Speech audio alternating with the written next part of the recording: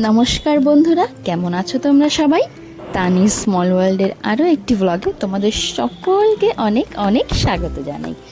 আজকে হলো 14 তারিখ, শনিবার। অবশ্যই একটা অলস দিন বলা চলে। শনি রবি কার্তিকের আর ছেলের দুজনেরই ছুটি থাকে, তাই বাড়িতে একদম যত পুরানো বাড়ানো কাজ, ছোটোখাটো কাজ, ওগুলো নিয়ে বসে কার্তিক। আর ছেলে তো তার সাথে সাথে আছেই, ও তো না থাকলে কোনো কাজই হবে না, এরকম একটা ব্যাপার। ঠিক আছে, তো রীতিমতো শনিবারও আমরা একটু সাদামাটাই খাই, নিরামিষই খাই। তো আমার এখানে রান্নার প্রিপারেশন অলরেডি শুরু করে দিয়েছিলাম। অলরেডি শুরু বলতে অনেকটা লেটে শুরু করেছিলাম। বিছানা থেকেই কালকে উঠেছিলাম 8টা, 8:30 প্রায়।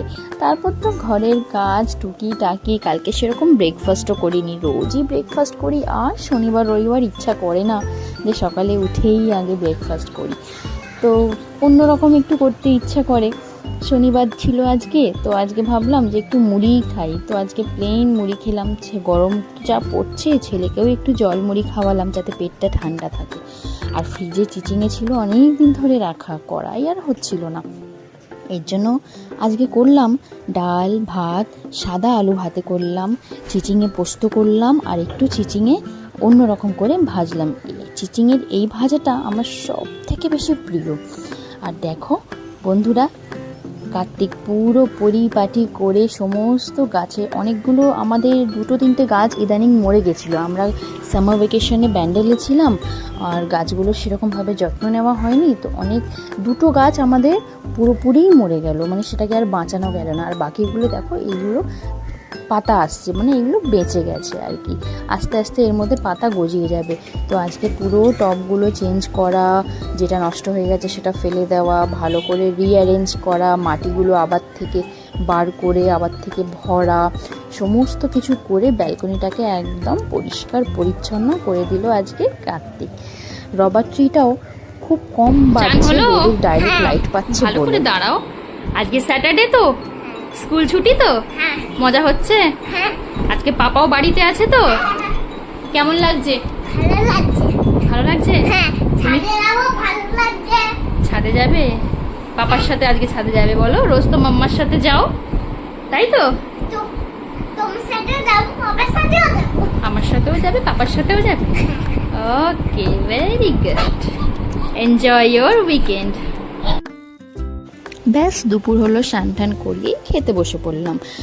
আজকে খেতে বসে পড়লাম বলাটা যতটা সহজ লাগছে, কিন্তু খেতে বসেছিলাম অনেকটা দেরিতে, প্রায় 3টে বেজে গেছিলো। কারণ 2টোর পরেই তো কার্তিক উঠলো গাছের সমস্ত কিছু সেরে। তারপর স্নান টান করা, একটু রিল্যাক্সে, যেহেতু আজকে শনিবার, একটু শান্তি মতো দেরি করে স্নান করা। তারপরে সাজিয়ে গুছিয়ে আমরা অনেক দিন পর যেন মনে হচ্ছে একসাথে দুপুরবেলা খেতে বসলাম। কি আরামটাই না লাগছিল, কি শান্তিটাই না লাগছিল মনে দেখে এইটা, যে বসেছি আজকে আমরা 3 জনে একসাথে টেবিলে খেতে। নাহলে তো দুপুরবেলাটা একদম আমি আর ছেলেতেই কেটে যায়, টিভির সামনেই বসে বসে খেয়ে নিই আমরা। এভাবে গুছিয়ে আর খাওয়া হয় না প্রত্যেকটা দিন। তো এই শনি রবিটা আসলে খুব ভালো লাগে যে আমরা 3 জনে মিলে একসাথে বসে খেতে পারি।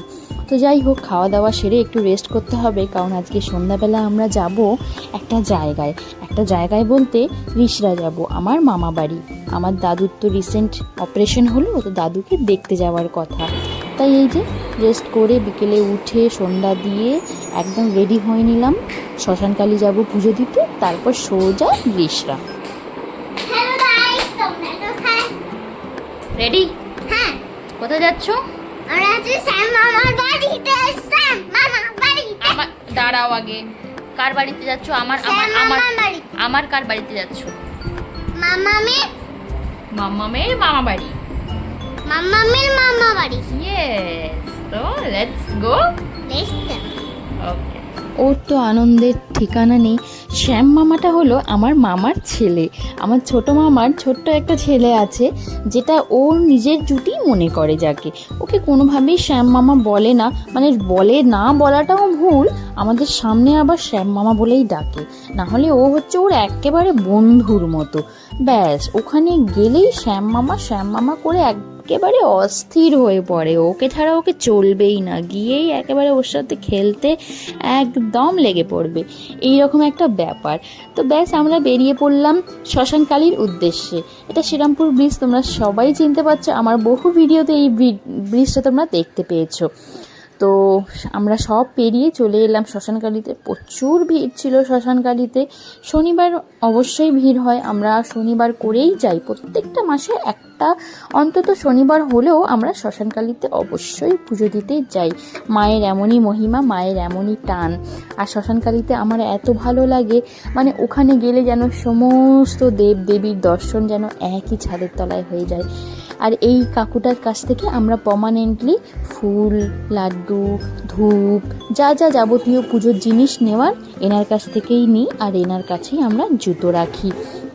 তখন অলরেডি সন্ধ্যা আরতি শুরু হয়ে গেছিলো। শ্মশানকালীর সাথে যে আরেক মন্দির আছে, যেখানে অনেকগুলো ঠাকুর আছে, অনেকগুলো শিবলিঙ্গ আছে, শিবের অনেক রকম লিঙ্গ রূপ আছে, সেইখানটাতে অলরেডি আরতি হচ্ছিল। আর এখানটা মালা দেওয়ার লাইন, আর আমার ছেলের তো নমস্কারের ভঙ্গি দেখে সবাই অবাক হয়ে যাচ্ছিল। ও তো ভীষণ ঠাকুর ভক্ত, ওখানে গেলেই ঠাকুর নমস্কার করবে। আর ওখানে দুজন কাকু বসে থাকেন মায়ের প্রসাদ দেওয়ার জন্য, বাতাসা আর গুজিয়া নিয়ে ওনারা বসে থাকেন। মানে যখনই আমরা যাই, যে শনিবারই আমার ছেলেকে ডাকবেন, ডেকে হাতে বাতাসা গুজিয়া দেবেন। আর আমার ছেলে কি করবে তোমরা সবাই দেখো, গুজিয়াটা দিল ও রিটার্ন করে দেবে। ওর গুজিয়া পছন্দ না, বলবে গুজিয়াটা ওটা রেখে দিন, আপনি বাতাসা দিন আমাকে।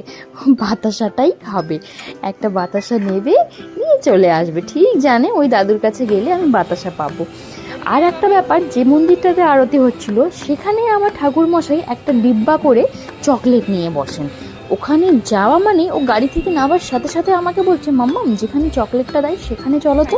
আমি বলছি আগে তুই এখানে পুজো কর, তারপর ওখানে যাব। আর ওখানে তো ওই মন্দিরে ঢুকে একদম মানে মনে হবে যেন ওই ওখানটা সব। আপনি যে স্যাটিটিউডখানে দেখলেই তোমরা বুঝতে পারবে। সোজা গেল, আরতি চলছে, সবাই আরতি করছে, ডাজন মাথা ওর জন্য করছে না,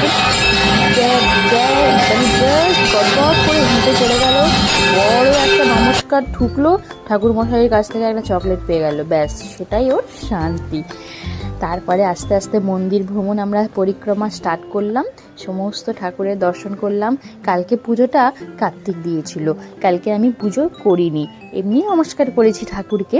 কালকে আমি ওকে বললাম তুমি আজকে পুজোটা করো, রোজ তো প্রত্যেকবার তো আমি করি, এবারে নয় তুমি করো।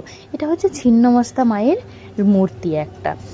তো তোমরা সবাই গেছো কিনা জানি না, রাঁচিতে যেটা আছে ছিন্নমস্তা মায়ের বিরাট বড় একটা মন্দির, ভীষণ সুন্দর, আমি দুবার গেছি, সেটা খুব সুন্দর। তো সেই ছিন্নমস্তা মায়ের একটা ছবি এখানেও আছে, আর এখানে হনুমানও আছে, রাম, লক্ষ্মণ, সীতাও আছে।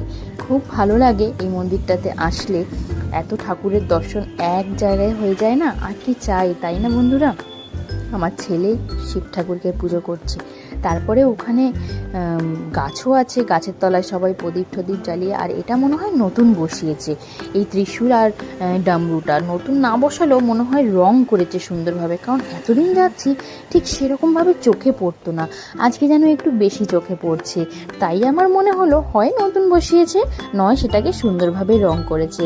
যাই হোক, ওখান থেকে বেরোলাম আমরা পুজো দিয়ে সুন্দরভাবে, বেরিয়ে রিসরা যাব বলে এই যে রিসরার গেটে দাঁড়িয়ে পড়লাম। 15 থেকে 20 মিনিট আমাদের পুরো ওখানে ওয়েস্ট।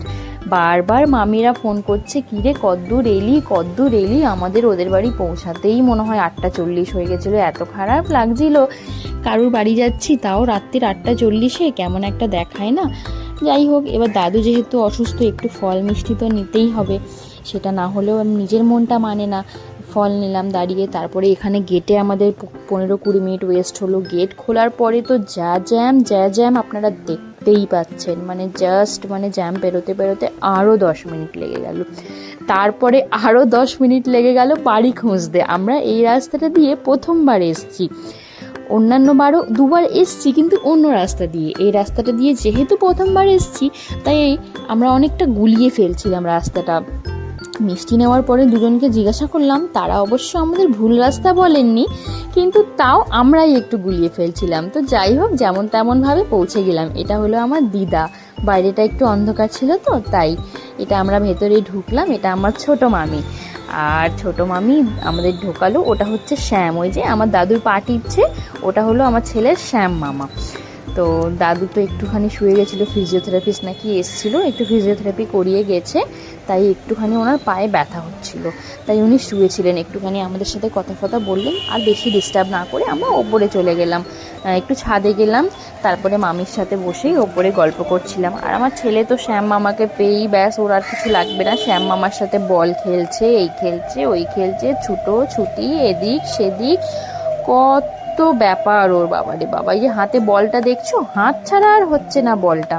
এদিকে মামি দেখছি সমস্ত প্রিপারেশন রেডি করে রেখেছে, ছোলার ডাল করেছিল, পায়েস করেছিল, আর ডাল পুরি করবে বলে ডাল ফালগুলো রেডি করে লেচি কেটে সমস্ত রেডি। আর এটা হলো আমার বড় মামি আর ছোট মামি দুজনে মিলেই তাড়াতাড়ি করে রান্নাটা করে দিয়েছিল।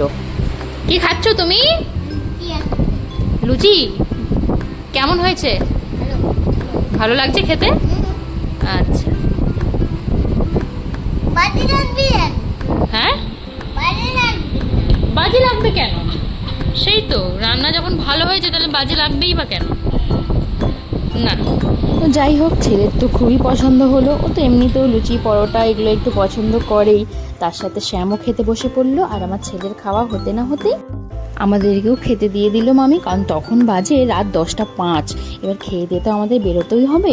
বরমশাইয়ের থালায় দেওয়া হয়েছিল লুচি, আলু ফুলকপির তরকারি, ছোলার ডাল আর পায়েস। আমার বরমশাইয়ের তো খুবই পছন্দ হলো রান্না, ও অনেক তৃপ্তি করে খেলো। আবার বাইরে বেরিয়ে আমাকে বলছে খাওয়াটা একটু বেশি হয়ে গেল। তো যাই হোক, তারপরে আমিও খেতে বসে পড়লাম। আমি মামিকে বললাম যে মামি আমাকে আর কার্তিককে এক থালাতেই দিয়ে দাও, কোনো অসুবিধা নেই। তো মামি আমাদের এক থালাতেই দিয়ে দিল। তো চলো আজকের ব্লগটা তাহলে এখানেই শেষ করি। তোমরা সবাই খুব ভালো থেকো, সুস্থ থেকো, আর ব্লগটা কেমন লাগলো অবশ্যই জানিও। আর যদি ভালো লাগে একটা লাইক করো, একটা কমেন্ট করো, আর যদি ইচ্ছা হয় একটু শেয়ার করে দিও, বন্ধুদের মধ্যে ছড়িয়ে দিও, আমারও খুব ভালো লাগবে। আশা করি আমি তোমাদেরকেও ভালো ভালো কন্টেন্ট দিয়ে খুব ভালো আনন্দ দিতে পারবো, তোমাদেরও মন খুশি করতে পারবো। তোমরা শুধু আশীর্বাদ করো যাতে আমি অনেকটা এগিয়ে যেতে পারি, আর তোমাদের সাথ ছাড়া এগোনোটা একদমই সম্ভব নয়। তো চলো আজকে আসি, দেখা হবে অন্য একদিন আরও একটি ব্লগে। ততদিনের জন্য সবাই ভালো থেকো, আজকে আসি।